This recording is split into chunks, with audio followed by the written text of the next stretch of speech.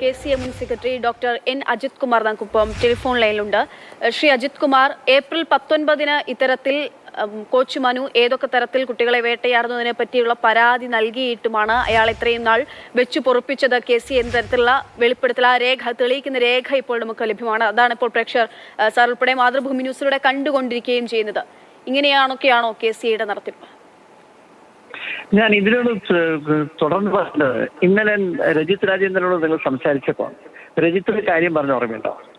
April 15 ഇദ്ദേഹം രാജിവെച്ചതിന് ശേഷമാണ്. അപ്പൊ 15 അദ്ദേഹം രാജിവെച്ചു. 19 പരാതി കിട്ടിയത്. മെയ് 22 നിങ്ങൾ ആ ഡേറ്റും കൂടി ഒന്ന് കൃത്യമായിട്ട് നോക്കണം. മെയ് 22 ട്രിവാൻഡ്രം ഡിസ്ട്രിക്ട് ഈ പിങ്ക് ടൂർണമെന്റിന് വേണ്ടി മനുവിനെ വീണ്ടും കോച്ചാക്കിയത്. ഇതെന്ത് യുക്തിയാണ്? അദ്ദേഹം രാജിവെച്ചു എന്ന് പറഞ്ഞ അതേ വ്യക്തികൾ മെയ് 22 പിങ്ക് ടൂർണമെന്റിന് ഇയാളെ കോച്ചാക്കി എന്ന് പറഞ്ഞാൽ അപ്പോൾ ഇയാൾ രാജിക്ക് എന്താ വില? അതാണ് എൻ്റെ ഒരു ചോദ്യം. ഇതിൽ നിന്ന് ഏറ്റവും ഗുരുതരമാണ് ഞാൻ പറയുന്നത്. ഇപ്പൊ ക്രിക്കറ്റ് അസോസിയേഷന്റെ കയ്യിൽ പരാതി കിട്ടി, രാജിവെച്ച് പുറത്തുപോയി എന്നാണ് മാതൃഭൂമി ന്യൂസിനോട് ശ്രീ അനന്തകൃഷ്ണനോട് Trivandrum district cricket association secretary Rajith Rajendran പറഞ്ഞത്. 2 ദിവസം മുമ്പ് ലൈവായിട്ട് അദ്ദേഹം പറഞ്ഞതാണ് ഏപ്രിൽ 15 അദ്ദേഹം രാജിവെച്ചു പോയിന്ന്.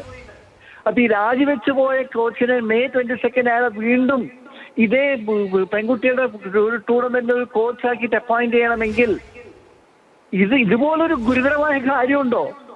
ഇതാണ് ഏറ്റവും പ്രധാനപ്പെട്ട പോയിന്റ്. കാരണം അത് ഈ രേഖ എനിക്ക് കിട്ടിയപ്പോൾ അത്രയും ആ ഒരു ഷോക്ക്ഡ് സ്റ്റേറ്റ് ആയിരുന്നു ഞാനിത് കണ്ടപ്പം. ഡേറ്റ് നിങ്ങൾ കൃത്യമായിട്ട് നോക്കും. May 22 date. 22 മെയ്ക്കാണ് KCA പുറപ്പെടുവിച്ച ആ മെയിലില് ഈ ഇദ്ദേഹത്തിനും പോയിട്ടുണ്ട്. ആ മെയില് ഈ അപ്പോയിന്റ് ചെയ്തു എന്നുള്ളത്, ആ മെയിലില് അദ്ദേഹത്തെ അപ്പോയിന്റ് ചെയ്തിരിക്കുകയാണ്. രാജിവെച്ച് പുറത്തേക്ക് പോയ കോച്ചിന് ഇത് കാണിക്കുന്നു അദ്ദേഹത്തിന്റെ ഇൻഫ്ലുവൻസും, ഇത് കാണിക്കുന്നു അദ്ദേഹത്തിന്റെ സ്വാധീനവും, ഇത് കാണിക്കുന്നു KCA ഒഫീഷ്യൽസ് എങ്ങനെ ഇയാൾക്ക് വളം വെച്ചു കൊടുത്തു. ഇതിൽ കൂടുതൽ തെളിവ് വേണോ? പിന്നെ 2018 കേസ്, ആ കേസിൽ നിങ്ങൾ പറഞ്ഞത് വളരെ കൃത്യമായിട്ടുണ്ട്.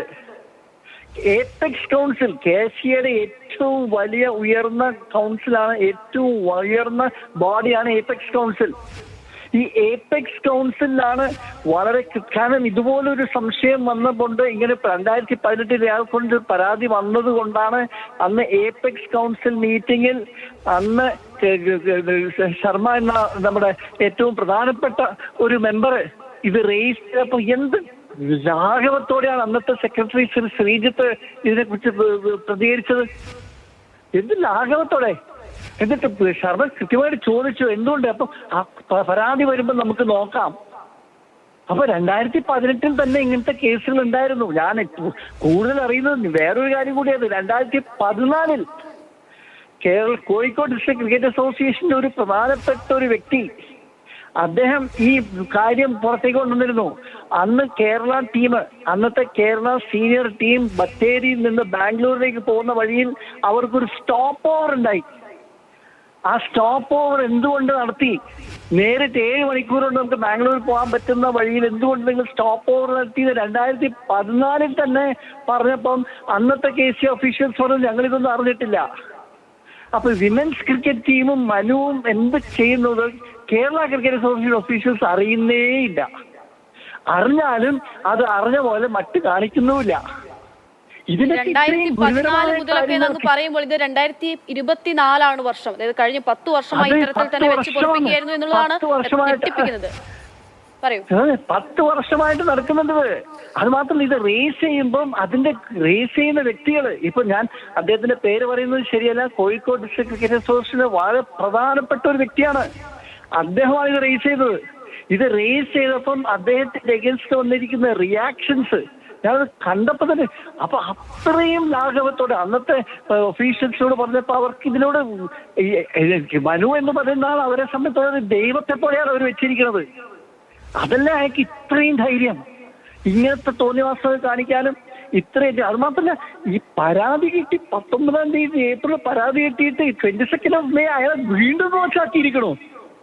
ഒന്ന് ആലോചിച്ച് നോക്കുക. ജൂണിലല്ലേ അദ്ദേഹത്തെ അറസ്റ്റ് ചെയ്തത്.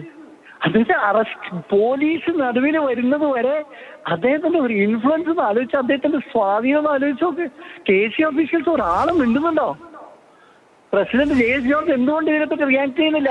സർ, ഈ കായിക മേഖലയിൽ നമുക്കറിയാം രാജ്യത്ത് തന്നെ പലതരത്തിൽ കോളിളക്കം ഉണ്ടാക്കിയ സംഭവങ്ങൾ തന്നെയുണ്ട്. പല ഇനങ്ങളിലായിട്ട്, പല ഐറ്റംസിലായിട്ട് അത്തരത്തിലുണ്ട്. നമ്മുടെ നാട്ടിൽ ഈ പറയുന്ന പോലെ 10 വർഷമായി ഇത്തരത്തിൽ ഉള്ള കാര്യങ്ങൾ അങ്ങേപ്പോലുള്ള പലർക്കും അറിയാവുന്ന തരത്തിൽ, അതായത് ഇപ്പോൾ അങ്ങനെ പറയുന്ന തരത്തിലേക്ക് ആ കാര്യങ്ങൾ എത്തി നിൽക്കുന്നു. അപ്പോൾ എത്ര കുട്ടികൾ ഇതൊക്കെ സഹിച്ച് ഇതിനുള്ളിൽ അവര് നിർത്തിപ്പോയിട്ടുണ്ടാകാം, എത്ര പേർ മറ്റെന്തൊക്കെ അനുഭവിച്ചിട്ടുണ്ടാകാം അല്ലേ?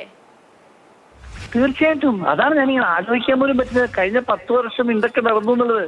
കാരണം ഞങ്ങൾ ആ ഒരു പഴയ എന്താ പറഞ്ഞ ശരി, ഞാനെന്നും പറയാറുണ്ട്, നമ്മുടെ ഒരു സെറ്റപ്പ് ഉണ്ടായിരുന്നു പണ്ട്. KC എന്ന് പറഞ്ഞാൽ അത്രയും സ്ട്രോങ് ആയിരുന്നു. നിങ്ങൾ പഴയ കാലങ്ങളിലേക്ക് എടുത്തു നോക്കിയാൽ ചില അങ്ങോട്ടും ഇങ്ങോട്ടും ചില പ്രശ്നങ്ങളൊന്ന് മാറ്റി നിർത്തിയാൽ അസോസിയേഷൻ എന്ന് പറഞ്ഞാൽ വളരെ സ്ട്രോങ് ആയിട്ടുള്ള ഒരു അസോസിയേഷനാണ്. ഒരു എലിഗേഷൻ പോലും കേരള ക്രിക്കറ്റ് അസോസിയേഷൻ ഉണ്ടായിരുന്നില്ല. ഈ പുതിയ ജനറേഷൻ വന്നിട്ടാണ്, ഈ പുതിയ ജനറേഷൻ 2005 2007 ശ്രീ കരുണാകരൻ നായർ മാറി, അതോടെ പഴയ ജനറേഷൻ. എന്തുകൊണ്ടാണ് പിന്നെ ഇതൊന്നും അറിയേണ്ടുന്നവരൊന്നും അറിയാതെ പോകുന്നത്? എന്തുകൊണ്ടാണ് ഇത് KCന്റെ ഉള്ളിൽ തന്നെ ഈ പ്രശ്നങ്ങളൊക്കെ അവിടെ തന്നെ തരികയാണ്, പുറത്തേക്ക് എത്തുകയോ നടപടി ഉണ്ടാവുകയോ മറ്റു തരത്തിലേക്കൊന്നും ഇത് പോകാത്തത് എന്തുകൊണ്ടാണ്? എനിക്ക് ശരിക്കും മനസ്സിലാവുന്ന എന്താ പറ്റുന്നത്, ഇതിപ്പോ എന്താ ഈ ക്രിക്കറ്റ് എന്ന ഒരു പ്രധാന ഗെയിമിനോട് തീരെ എന്താ പറയണ ഒരു വിധത്തിലുള്ള പ്രാപ്തിയില്ലാത്ത ആൾക്കാരൊക്കെയാണ് ഇപ്പൊ കേരള ക്രിക്കറ്റ് അസോസിയേഷൻ ഭരിക്കുന്നത്. അവർക്ക് ഗെയിമിനോട് യാതൊരു വിധത്തിലുള്ള ആത്മാർത്ഥതയില്ല. ഞങ്ങൾക്ക് ഗെയിമിനോടുള്ള സ്നേഹം കൊണ്ടാണ് ഈ ഗെയിമിലേക്ക് വന്നത്. അതുകൊണ്ടാണ് ഞങ്ങൾ ഈ ഗെയിമിന് വേണ്ടി ഇറങ്ങിയിരുന്നത്. ക്രിക്കറ്റ് നന്നാവണം, ക്രിക്കറ്റിന് വേണ്ടി നിലകൊണ്ടവരാണ്. ഞങ്ങളൊരു പഴയ ഒഫീഷ്യൽ സെക്രട്ടറി സലീം സാർ പോലെയൊക്കെ ആൾക്കാർ തിരുവനന്തപുരം കൊല്ലത്തെ ഒരു പ്രധാനപ്പെട്ട വ്യക്തിയാണ് സലീം സാർ. ആ സലീം സാർ ഇവിടെ നടക്കുന്ന വളരെ മോശമായ പ്രവണതകൾ അങ്ങ് സൂചിപ്പിച്ച പോലെ ഗെയിമിനോടുള്ള സ്നേഹവും ഒറ്റൊന്നും വേണ്ട, പക്ഷേ ഈ കുട്ടികളെ പീഡിപ്പിക്കുക എന്നൊക്കെ പറയുന്ന തരത്തിലേക്ക് ഇത്രയും വലിയ തരത്തിലുള്ള അതിക്രമങ്ങൾ നമ്മുടെ KCയിൽ നടക്കുന്നു എന്നുള്ളതാണ് നമ്മളെയൊക്കെ ഞെട്ടിപ്പിക്കുന്നത്. അത് ഇന്നും ഇന്നലെയുമായിട്ടുള്ളതല്ല. ഈ പറയും പോലെ വർഷങ്ങൾ പുറകോട്ട് പോകുമ്പോഴും ഇത്തരത്തിലുള്ള സംഭവ വികാസങ്ങൾ അല്ലെങ്കിൽ ഇങ്ങനെയുള്ള ആളുകളെ വെച്ച് പൊറിപ്പിക്കുന്ന ഒരു അവസ്ഥയൊക്കെ ഉണ്ടായി എന്ന് പറയുമ്പോൾ അത് തീർത്തും ഗൗരവതരമായിട്ടുള്ള വിഷയമാണ്. ഇടപെട്ടേ മതിയാകൂ.